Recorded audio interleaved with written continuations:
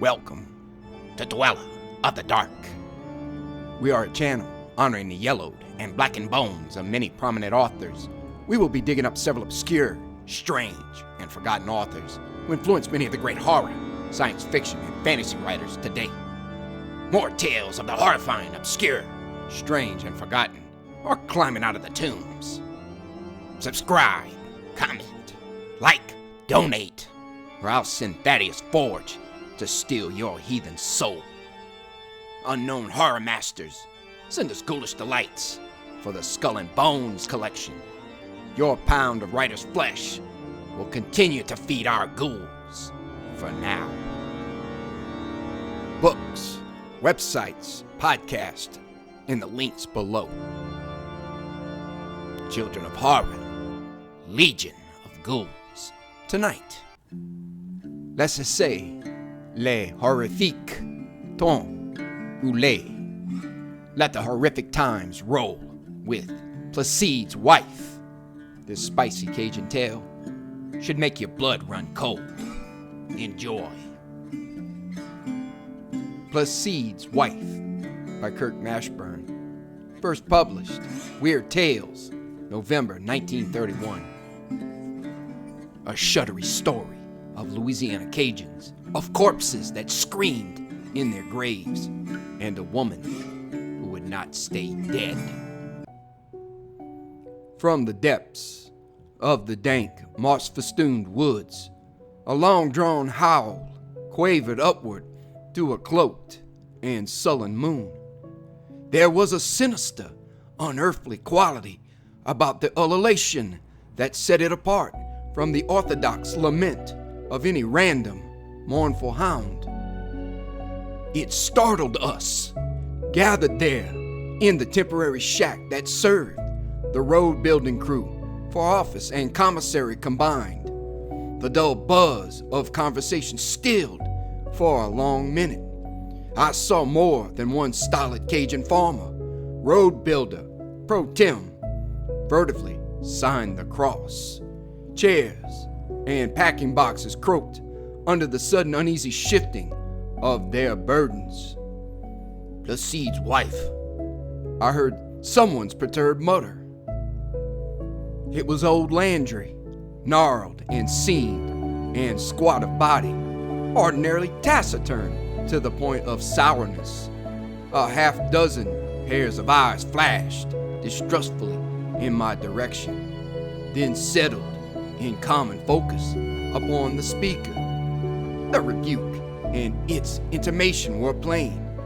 I was a state highway department engineer, an alien in their midst, and whatever old Landry had meant, it was one of those many things ranging from the utterly trivial to the supremely tragic, of which no discussion is had with strangers, if one be a French-descended Cajun of the southwestern Louisiana parishes.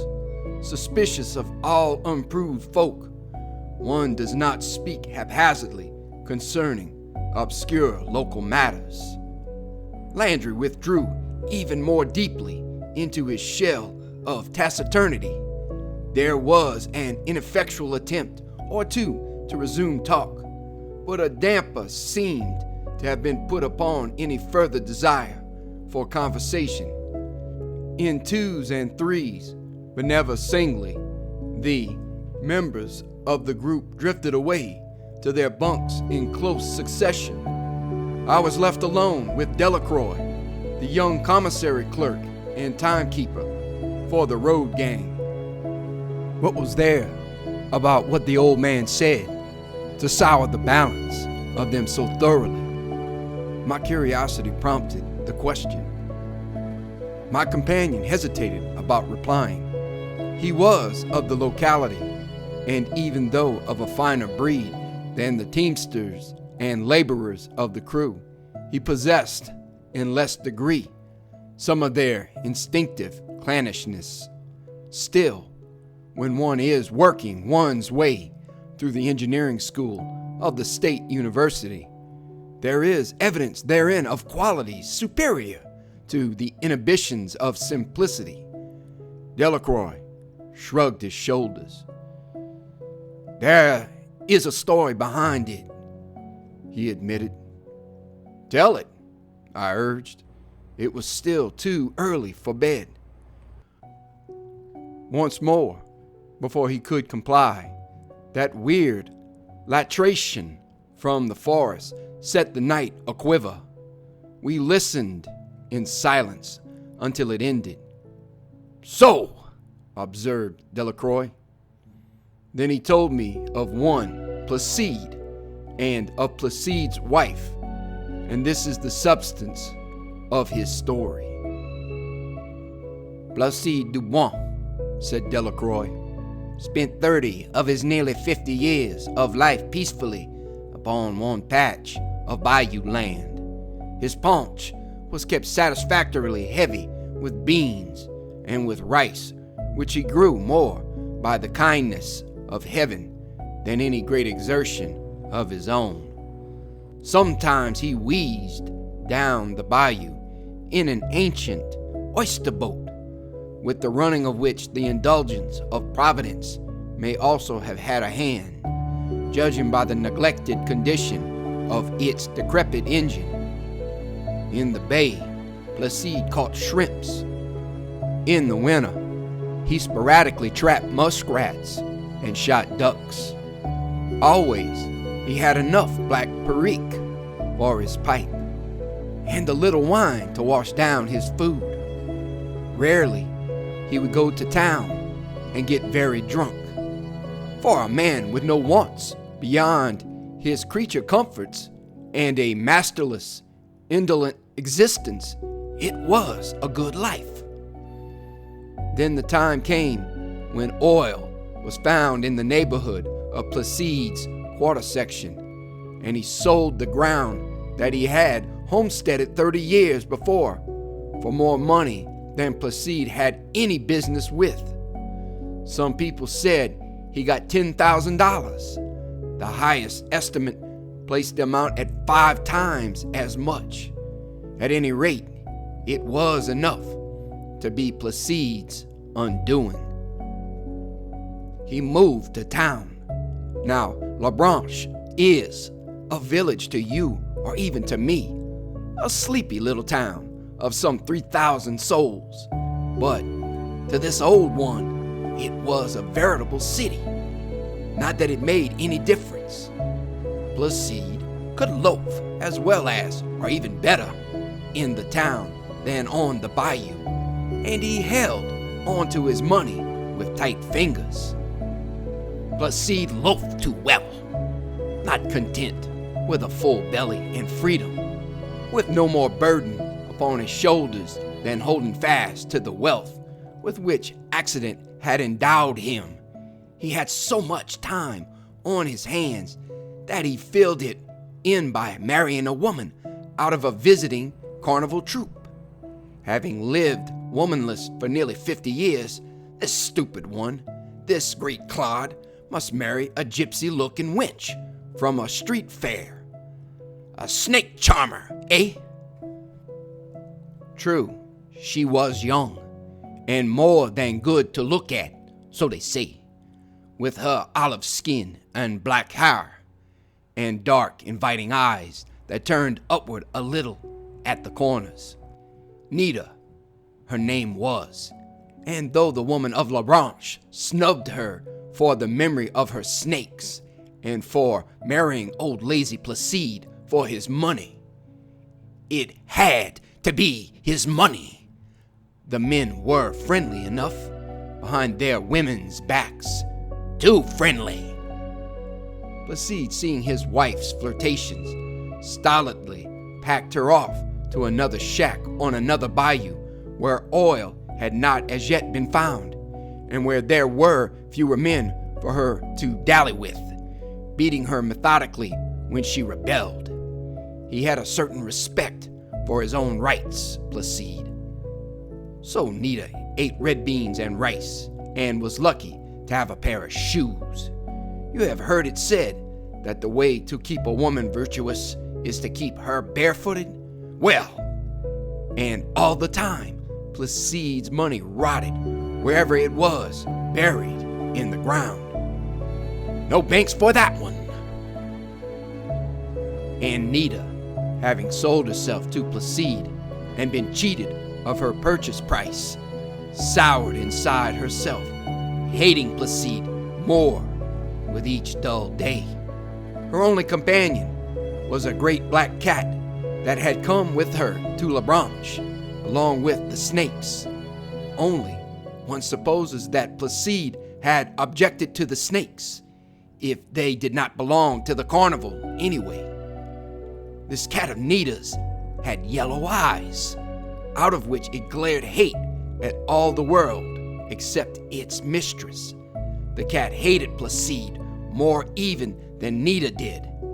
It would stare at him for minutes on end, its eyes smoldering, or sometimes it would arch its back and yowl at him like a fiend. The cat would spit also at Henry Labarty and the few others who sometimes hunted or fished with Placide. It scratched Labarty for no reason whatever. So Labarty, not liking this and not liking cats at all, and this one even less, gabbled at Placide to kill the sale bête noire. Placide, he likes the idea of him, so he shoots the cat.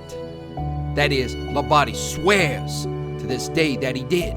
Shot it at least a dozen times, loading and reloading his shotgun. Placide was a crack shot, you comprehend? And grew angrier and more determined with each belch of his gun. He did not like to miss, especially this cat. Finally, Placide begins to be afraid he is not missing, although the buckshot does not kill the beast, nor even seem to hurt it. Placide is very superstitious. Probably his hand trembles and he tells Labarty, "Sale bête noire, yea, du diable." Dirty black beast, yes, of the devil. They look at each other. One pictures them. They look back at the cat. But the cat is gone, disappeared. Afterward, Labarty admits they let it alone and signed the cross whenever it came near, which Henry says the cat did not like and would go howling and spitting away. Well, so only Nita loved the cat, and the cat loved Nita. Both hated Placide. As for him, this dumb Placide, he grew more sullen and suspicious than ever, without knowing exactly why, but went about his dull affairs as usual. Sometimes he still rattled down to the bay to catch shrimps. That meant a day and part of the night away from home, even if the engine in his boat gave no trouble, which was not always, nor even often. One such day, a vagabond gypsy peddler drove his wagon along the bayou and stopped eventually at Placide's house. This peddler was a bright-eyed ruffian with dark hair falling over his forehead. Not unhandsome, in a sly, evil way, Pierre Abadie, who passed Placide's shanty twice during the day and stopped once to ask for matches to light his pipe, said that Nita and the peddler spoke together in a strange, outlandish tongue, neither French nor English. The peddler's horse was unharnessed and grazed about the place all through that day. Placide heard of it, and he beat Nita, naturally. The peddler set up a tent outside La Branche and mended pots and pans, and without doubt engaged in other less open practices. He seemed unconcerned once when Placide came by and stopped a moment in front of the tent, saying nothing but glowering sullenly. So, after a bit, Placide went on to the shack where Yellow Marie sold vile bootleg whiskey, and hatched viler schemes in her festering old brain. This Marie, if she had any other name, none knew nor cared, was a CAJUN woman who had lived in a tumble-down hovel on the fringe of town for as long as most people remembered. Some of the oldest habitants said she had once been a wildly beautiful creature, much as a sleek, cruel yellow tigress is beautiful. But now she was a wrinkled old hag, a dispenser of vicious liquor, a procuress when chance offered, and, so the blacks and the ignorant whites whispered, a witch. The people of La Branche would have liked to have packed her off elsewhere, but there she was, and there she stayed. Oh, the sheriff, among others, was one of those old men who had memories of Marie's golden days. You comprehend? Then, too, this Marie was clever, discreet, you understand. Nobody knew anything against her except rumors. Nobody, that is, who cared to tell. So Marie stayed on. The old hag had no love for Placide, and he had less for her. But the one had liquor that was as cheap as it was powerful, and the other had a thirst which a perpetual regard for economy required him to quench with as little expense as might be. Now, Placide ordinarily drank almost not at all, except reasonably of wine with his supper. But on this day, he had quarreled again with Nita and beat her without afterward feeling the proper satisfaction. He felt that even when he knocked her half senseless, she was still the stronger of the two. His sullen spirits needed further outlet. You have noticed, have you not, how a very little thing can set in train a whole series of events? Well, a little thing it was that Placide, the tight-fisted, should unreasonably insist upon old Marie taking drink for drink with him of her corrosive whiskey. Even though Placide paid for it, it was almost as unreasonable for Marie to accept, knowing as she did the truth about what she dispensed. That is what greed for money will do. I have many times remarked that it is not a good thing. So Placide and Marie drank together, and after a while, Placide's sullen tongue loosened enough to where he growled of his wife to the yellow woman. That was not a good thing either. But then, what to expect, it being that Placide, Marie, being a she-devil sober and a more malicious she-devil in liquor, twitted him about the peddler and his suspicions of Nita, even in the hearing of the other customers who sought her aid in poisoning themselves. Why, she don't leave yo. That's all I don't understand, jibed the hag in Cajun English like Placide's own. Ha-ho, says Placide, speaking in the reasonably pure French of his fathers. She hopes to find the money I have buried in the ground, and she's not going to find it, I can tell you that. Marie was all ears now, and her eyes glittered like a spider's watching a fly. Money in the ground! She attempted to draw more from Placide, but her eagerness betrayed itself, and he shut up like one of those oysters, suspicious.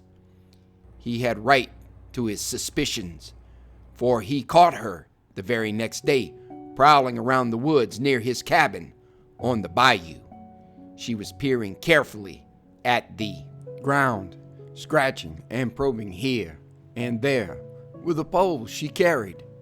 Now, Placide had been duly angry because he thought the peddler wanted his woman, but this Marie was after his money, and that was something else altogether. The peddler got glares and sullen maledictions, but Marie got the beating of her life. Almost, Placide killed her, and she was just able, after a long time, to drag herself back toward town as far as the peddler's tent. The peddler helped her as well as he could, while the hag cursed Placide and all his works. After a while, she quieted and talked long and earnestly with the gypsy, who listened more attentively as her talk went on. Doubtless, Marie knew, as do all those who have a hand in such matters, that curses and spells and gris-gris charms work much better when the victim knows about it. Maybe they would not work at all otherwise.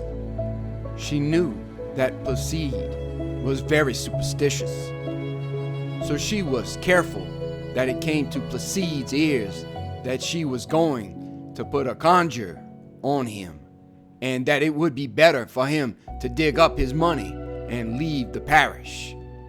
Nita, of course, would tell the peddler in case her man took the warning to heart. She would know when Placide dug up his money, after which you speculate on the ending for yourself.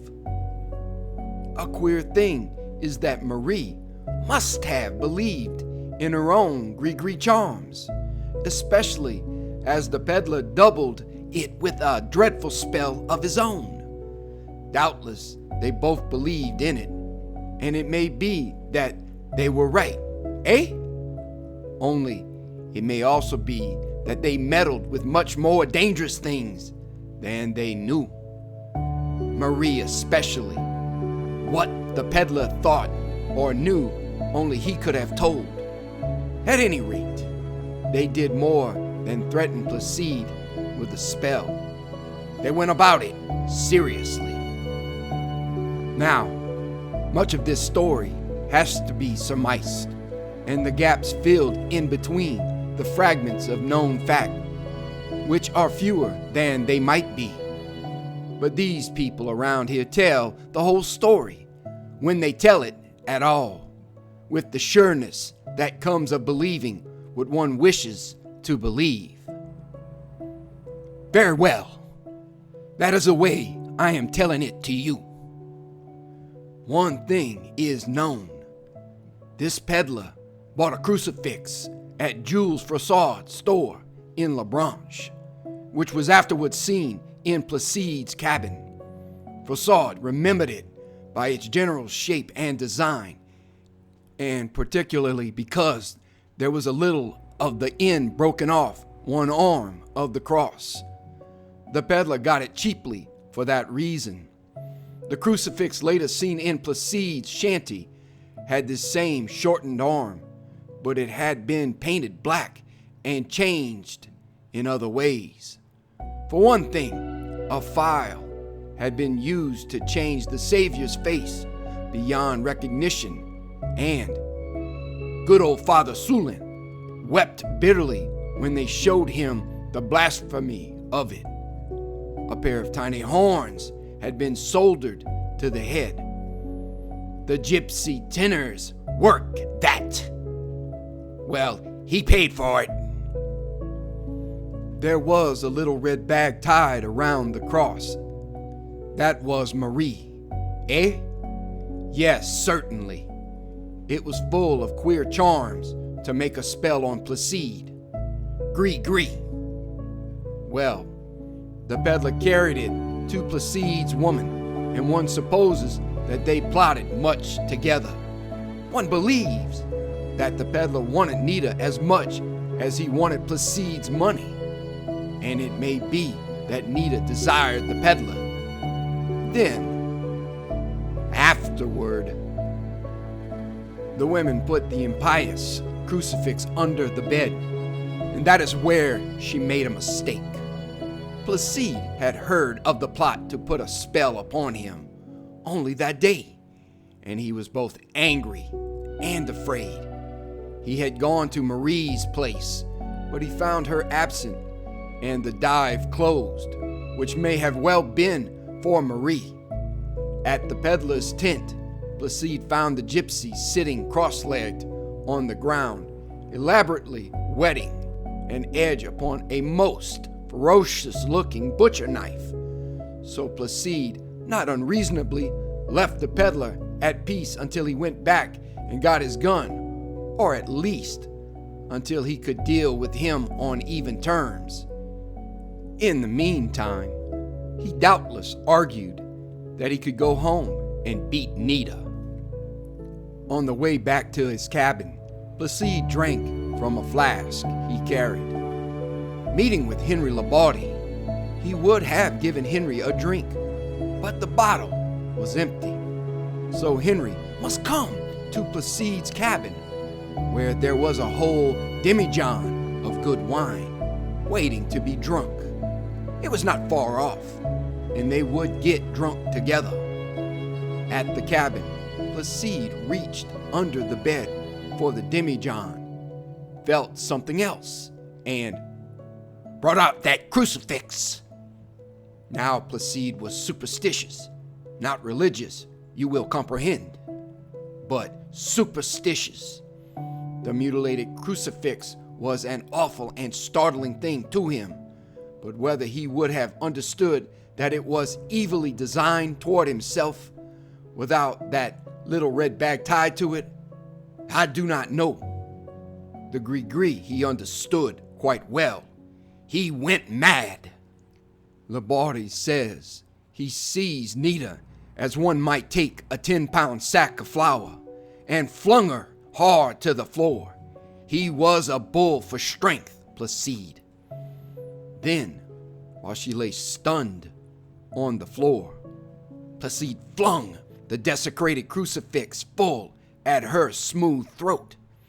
The cross was flat and thin, and its ends were flattened and beat into a design something like a wedge-shaped cloverleaf.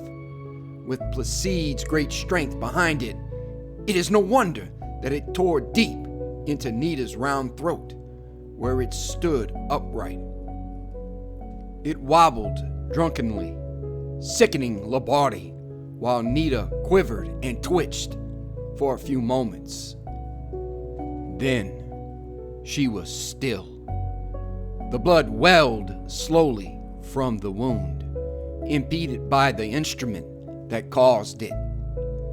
Then that great black cat bounded out of a corner, leaping over the body of its mistress, as if to attack Placide. The beast thought better of it, perhaps. At any rate, it turned back to sit upon the woman's breast. Labardi says it sat there and howled like one of those fiends in hell, while its yellow eyes blazed red fire. You! Then the monster crept upward to Nita's throat.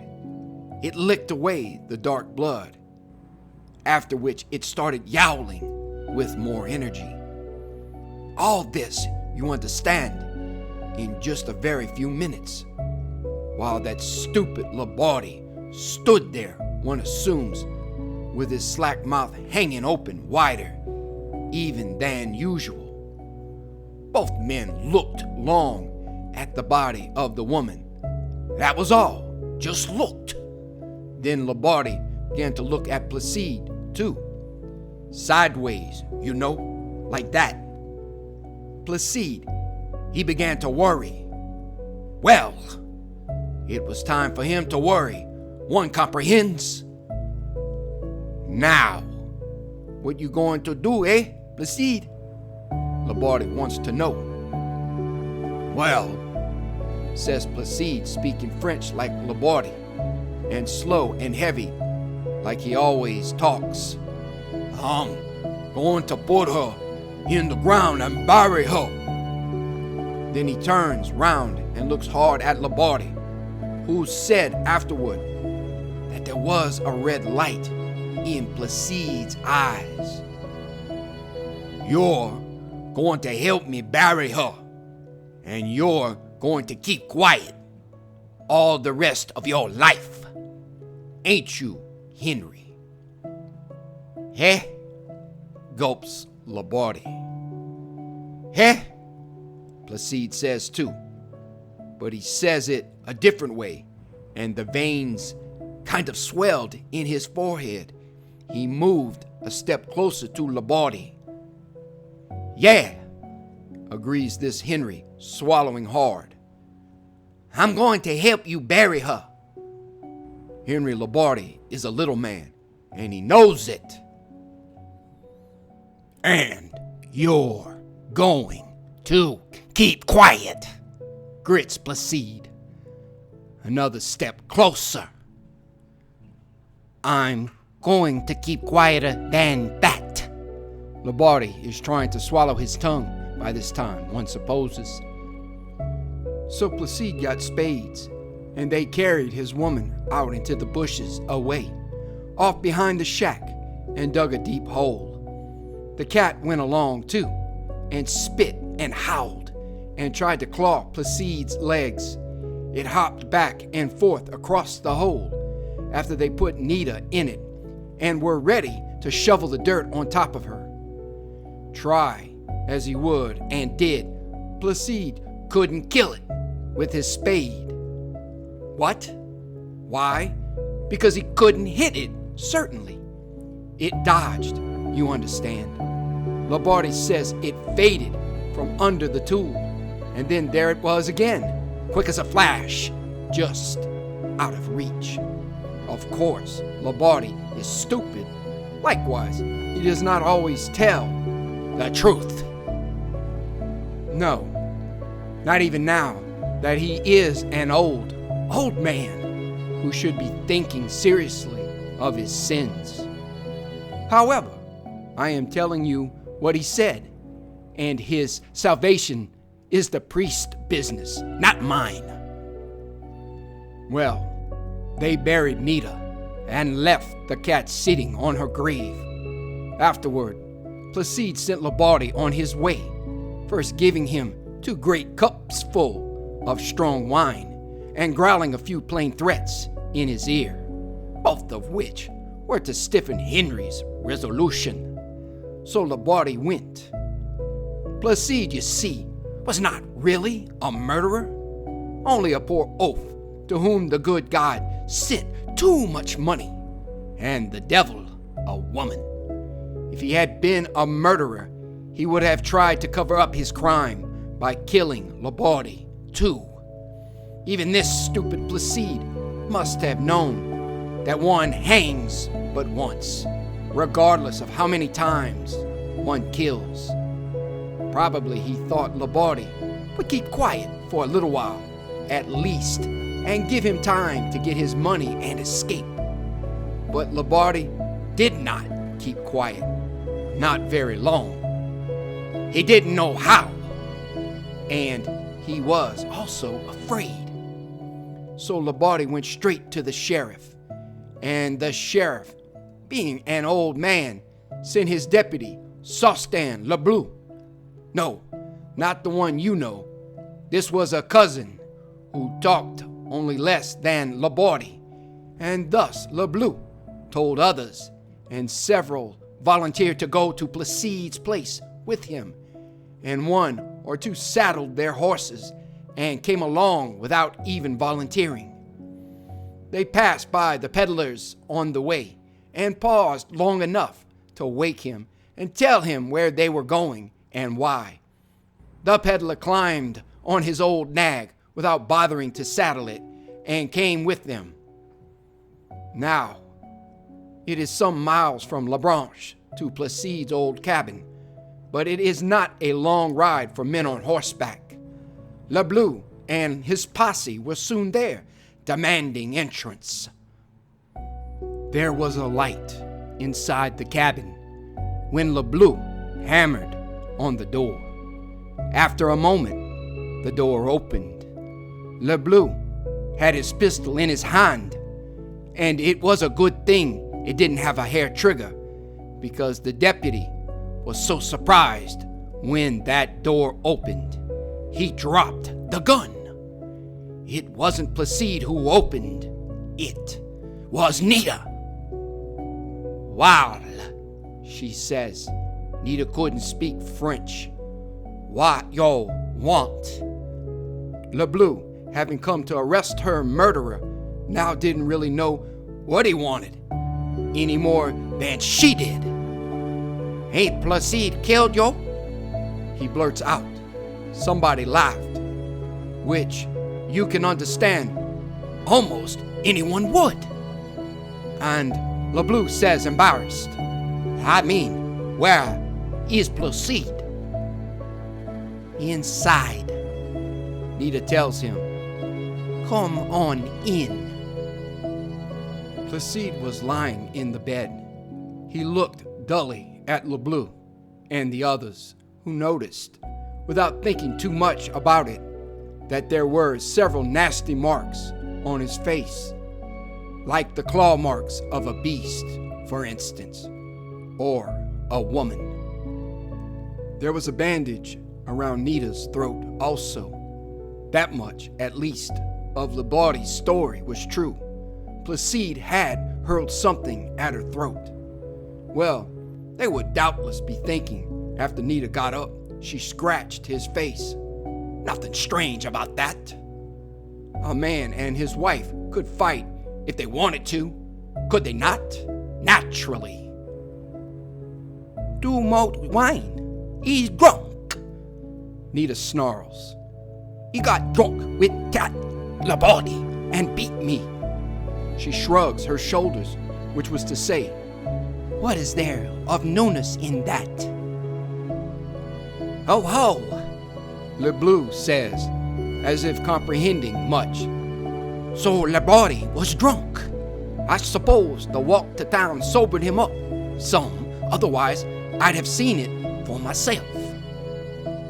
"I was not drunk," Labaudy indignantly protests. "Placide gave me only 2 cups of wine before I left. 2 cups, no more." He points to a big cup, which will hold about a pint. Everybody shouts and laughs.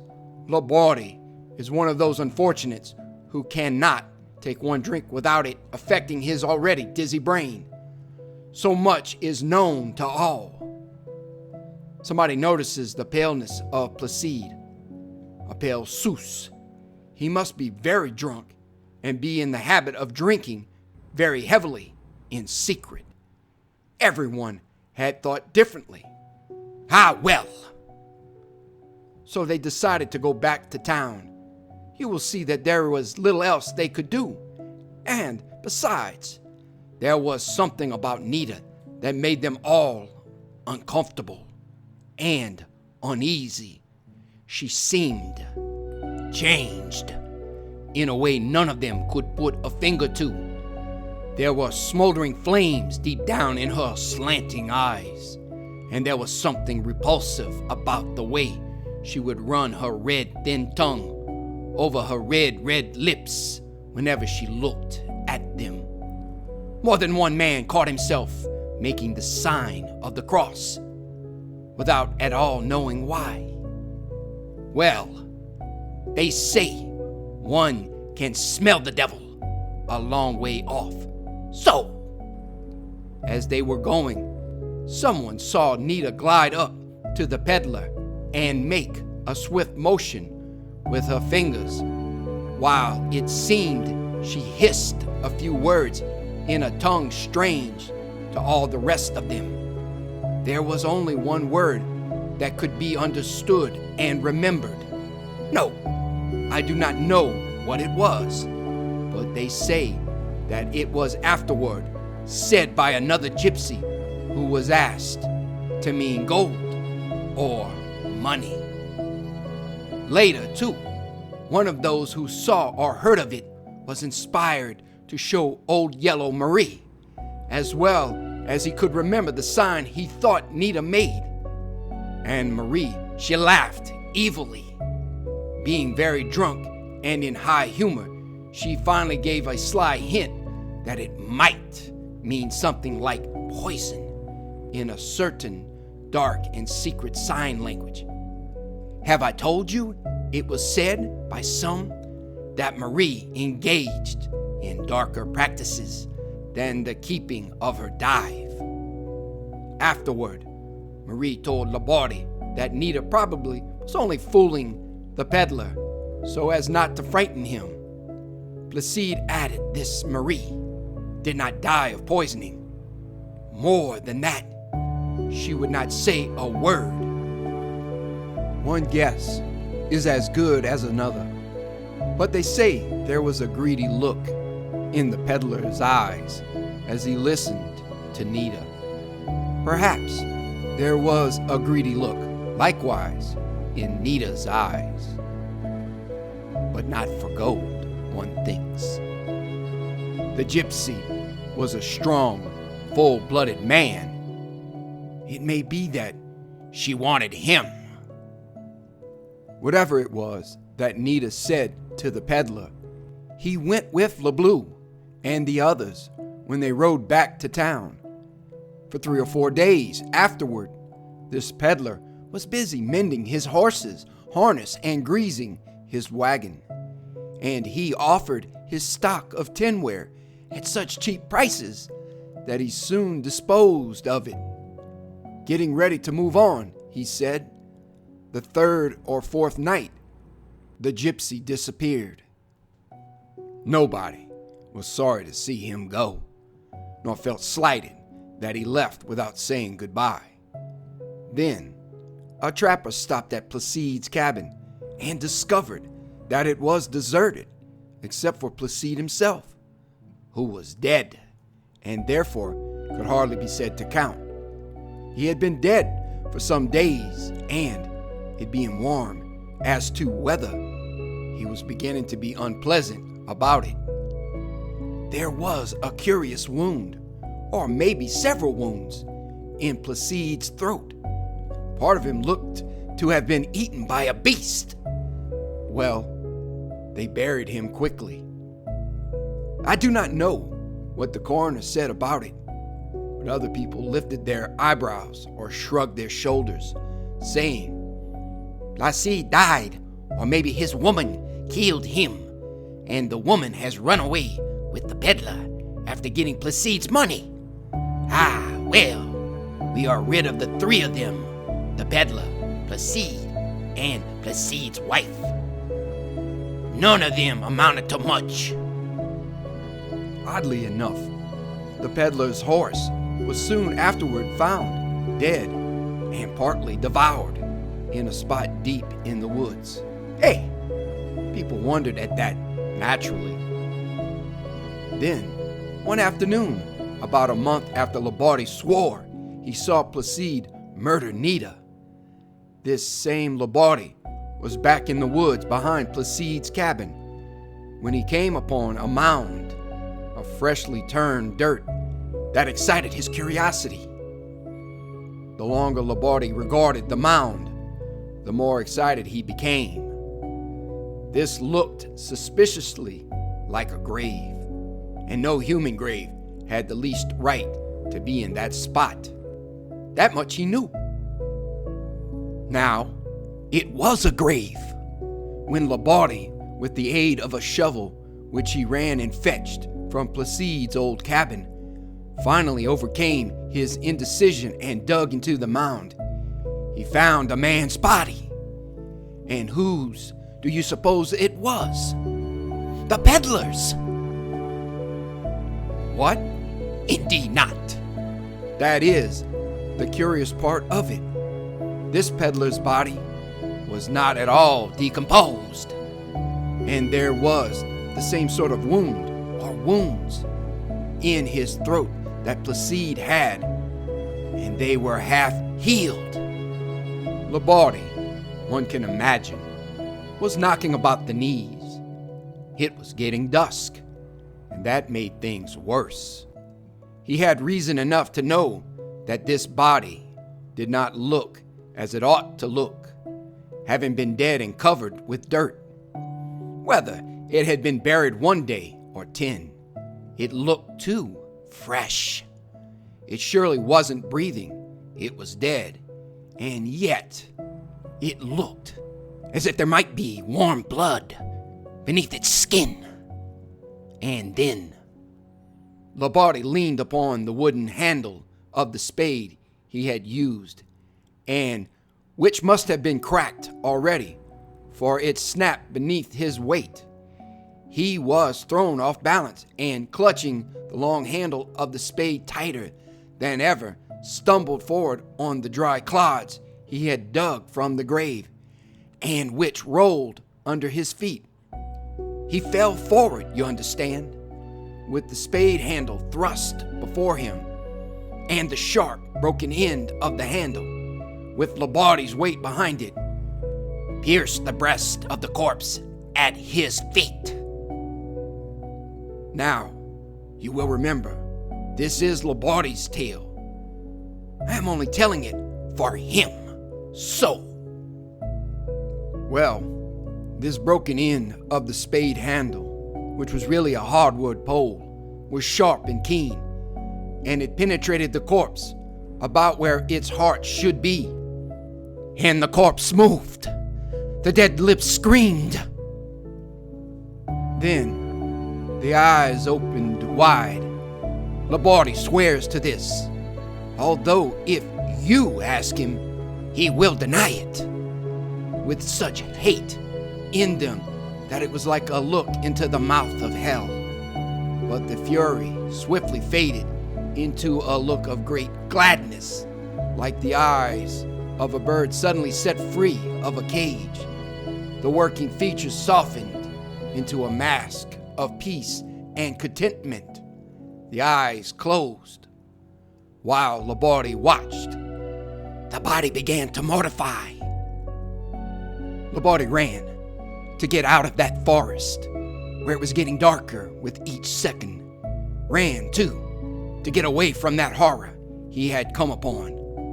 While he ran, it seemed that there was a patter of swift feet not far behind. Fear lent wings to his feet until he came to the banks of the bayou upon which Placide's cabin stood. The woods did not come down quite to the bayou, where the land had been more or less cleared. It was lighter here, although the sun had sunk and night was falling fast. Panting, Labarde stopped and looked back toward the trees. Running toward him from the forest was a woman who slowed to a walk as he looked, too tired and shocked, or ready to feel much fresh surprise at her appearance there. She came closer so that he recognized her in the twilight. It was Nita. Labarde says she smiled at him, but it was the sort of smile that made new shivers crawl on that back of his. "Good evening," he says, remembering that Nita did not speak French.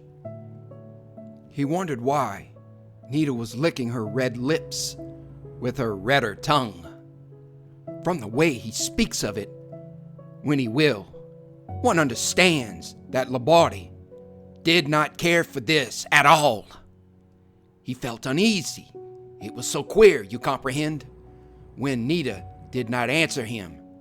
Not a word from her, just licking her lips, staring at him with that strange smile. Labarde, one assumes, was at a loss to understand this situation.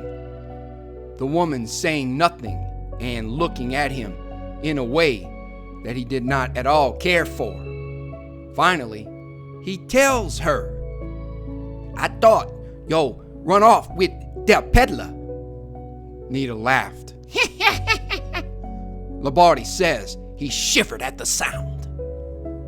It was getting darker all this time, and Nita moved closer to him, still not making a sound beyond that one hellish laugh. Laborde watched her with a funny feeling in his flat stomach, and then he let out a yell, or one assumes he did, knowing this Laborde. He says that he was looking at the same eyes all the time, which one doubts, because he does not like to look people in the eyes. But one minute they were the eyes of Nita, as he knew Nita, and the next minute they were the eyes of, well, what do you think? The eyes of a great bitch wolf, a great she-wolf with slavering jowls and a red tongue running in and out between fangs that glinted faintly in the dusk. The wolf, or whatever it was, leaped at Laborde, who undoubtedly howled as much as any wolf, as he also leaped backward into the bayou. Now, only a very stupid one, such as this one, would leap unthinking and unlooking when he knew he was standing on the bank of a bayou. Yet, it may be that this stupidity saved Laborde from death or worse. He struggled in the water while the wolf yowled and slavered on the bank. Laborde says its eyes were red as hell's fires by this time. Eh? Well, one knows without being told that a swamp rat like Laborde could swim, and the farther bank was not very distant. He climbed up on it, and the wolf gave a last fiendish howl as Henry scampered off toward La Branche. Wet and quaking, and feeling a certain need of stimulation, Laborde scurried into old Marie's place, wet clothes and all. One drink, and Laborde would stand on his head. That is only an expression, you will understand, but it serves well for this old one, as what few brains he had would run out his mouth when he drank, which is a misfortune that might perhaps happen to a rattlebrain who stood too long upon his head, in fact. However, if you understand me, he talked much when he drank a little. He talked to Marie, telling her of his finding the corpse that was so different from other corpses, and of his meeting with Nita, or the wolf, or both in one, or whatever it was on the bank of the bayou. Then he went back and told her the whole story in detail, from the time he had seen Placide throw Nita to the floor and hurled that desecrated crucifix into her throat. Before he had finished, Marie was so shaken that she was drinking her own rot-gut liquor and pouring more for Henry, all without charge to him. "Aye," she moaned. "The black crucifix, the black cat jumping across her body in the grave, licking her blood, moonlight in her eyes while she's lying in her grave. Oh, Placide, stupid Placide, why did you not drive a stake through her heart when you buried her?" "Eh?" says Henry Laborde. "What's all this you're talking about?" "Rougarou," snarls Marie, who was raised among people who speak French much better than, and in preference to, English, and she had absorbed all the folklore of those French-descended people. Marie's white blood, one assumes, came from the same sources as theirs. "Rougarou," shudders Laborde. "You comprehend that it is the French name for werewolf, so." "I was afraid so, me." Marie brightens after a minute. "One good thing," she exults, "this Nita can't get off her island, and I'm not going there. Me, I don't intend to see her." Now, as you already know, La Branche, bayou forks and flows into the bay in two separate streams, like a wishbone, making an island nearly 15 miles long and about 10 miles wide at the bay end. The point you understand is that the werewolf is supposed to be unable to cross running water. What? The vampire also? Exactly. This rougarou, which is or was Nita, is safely in a pen, unless she can get someone to carry her across the bayou in his arms, which I doubt. There is only a little more to tell. Labardi, at Marie's urging, went with his tale to Father Sulin. Whether the good priest had a hand in it or not, I do not know. But the parish sexton, who, naturally enough, was not given to agitation in the presence of dead bodies, went into the woods and cut off the spade handle a little way above the peddler's body, after which he drove the end of the handle a little more firmly in the corpse, and then covered it up to rest in peace. Now, of course, that left Placide to be looked after.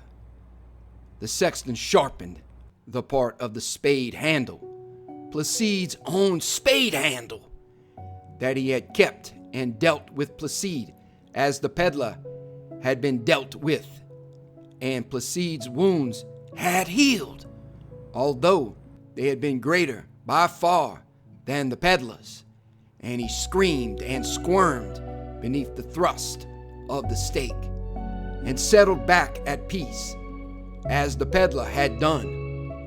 The sexton piled back the dirt on what had become, in a twinkling, a heap of bones and unpleasantness. So, Delacroix concluded with a shrug of his shoulders. That is the tale as I have heard it. It happened, so they say, when I was a boy, and I did not live in this parish then.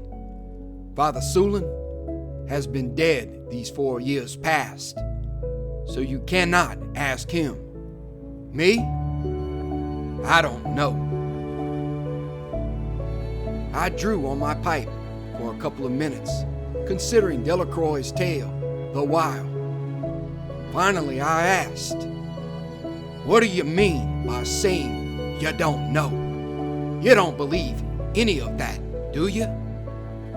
Delacroix merely gave repetition to his frequent and non-committal shrug, and I knew that, for all his better education and larger contact with the world, he would be as taciturn as any of his ilk when conversation took a turn he did not like.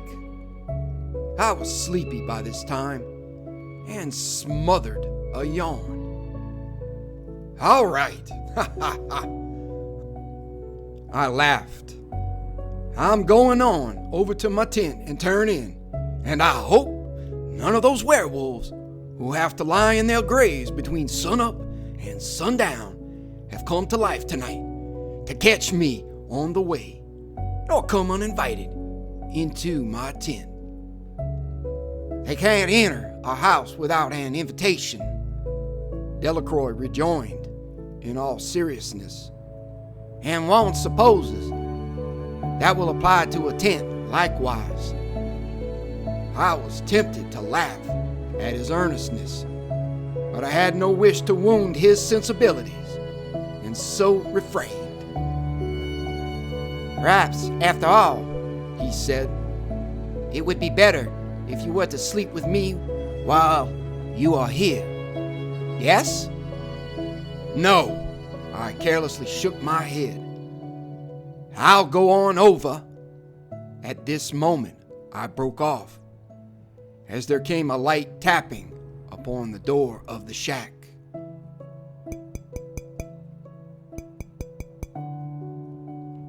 To this day, I do not know why one of us did not say, "Come in." Instead, Delacroix, who was sitting close to the door, merely reached out and lifted the latch, the poorly hung door swinging inward of its own accord.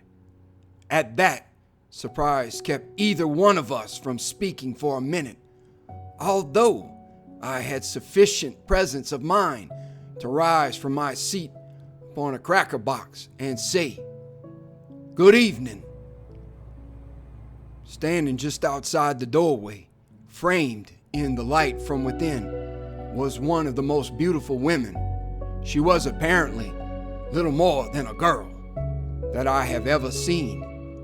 She was clad in rough, serviceable corduroy riding breeches and flannel shirt, and I could see a laced boot on the one leg that the shadows failed to screen from my view. Even though she was so clad, I write these next words with considerable deliberateness in garments that she could have obtained from any chance hunter in the swamps around us, provided he were of slight stature. Even, I say, though she was clad in such garments, there was no hiding the alluring femininity of her. Before I could find wits and voice to speak to this astonishing apparition, the girl smiled and herself spoke, dashing my illusions. Her words, although there was an additional odd inflection, were the words of any unlettered Cajun girl of the swamp country.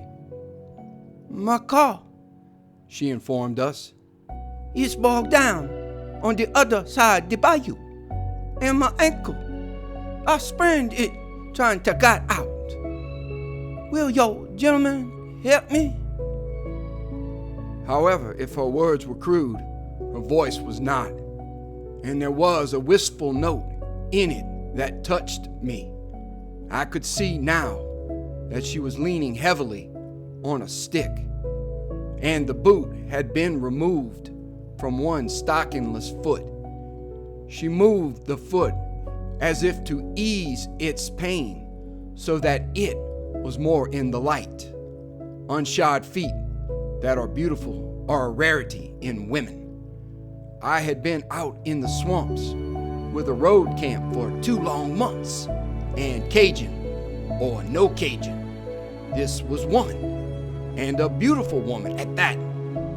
As Delacroix would put it, "Well, certainly we will help you."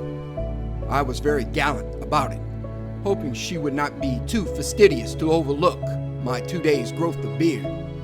I had another thought, bold, but maybe. "And," I said, "as I see you cannot stand upon that foot, I'll carry you back across the bridge." I started at the look of wild exultation that leaped into the girl's wonderful eyes, enchanting with their vague suggestion of the Orient, before she dropped her gaze. "No!" yelled Delacroix, to my utter astonishment and indignation. "Carry her across running water? No, never!" My anger was flaring swiftly, and then I caught sight of the girl. I stopped the hot rejoinder I had upon my tongue for Delacroix, appalled with doubt and something more. There was a positively feral light in those glorious eyes now, and that seductive mouth had ceased to be such, with lips drawn back from her teeth. Queer that I had not before noticed how sharp and cruelly pointed they seemed, like fangs.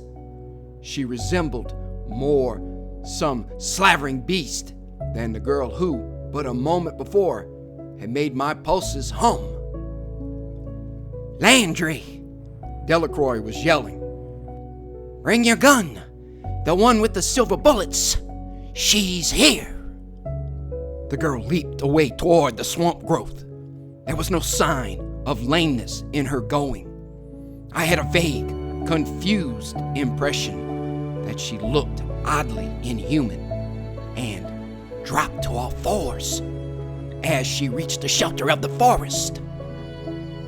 Old Landry, he of the weathered face and gnarled hands, who had first mentioned Placide's wife that night, came running up. There was a huge revolver in one of those knotted fists. Delacroix spoke to him in the French patois of the region, of which I knew enough to get the gist. Yes, it was she, but you are too late. She has reached the woods, and you dare not follow. She and her pack would have your throat open before you knew they were near. Silver bullets, was all I could understand of Landry's answer, taught as it was with suppressed emotion, then hoarsely, in which occurred the words, "My son." He croaked something else. Delacroix shook his head. Avenge him and all the others when the odds are even. Wait until you have another chance in the open. 11 years, said Landry quite distinctly. For so long have I carried this gun loaded with silver bullets, blessed by the good Father, the only kind that can kill them, waiting to use it. Again, Delacroix shook his head. We will be 5 or 6 months getting the road across the island. There will be other chances. You have waited 11 years, and you can surely wait a few months longer. Delacroix slowly shut the door, and Landry plodded back to resume his disturbed rest. Perhaps. You will sleep here tonight. It was a statement simply made. I nodded as simply. Then, once more, I felt a shiver run along my spine.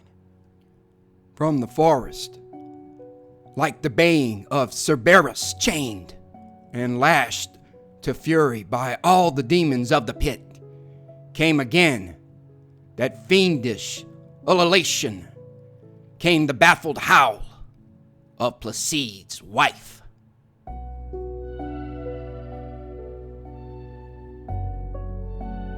Thank you for listening. Have a great night.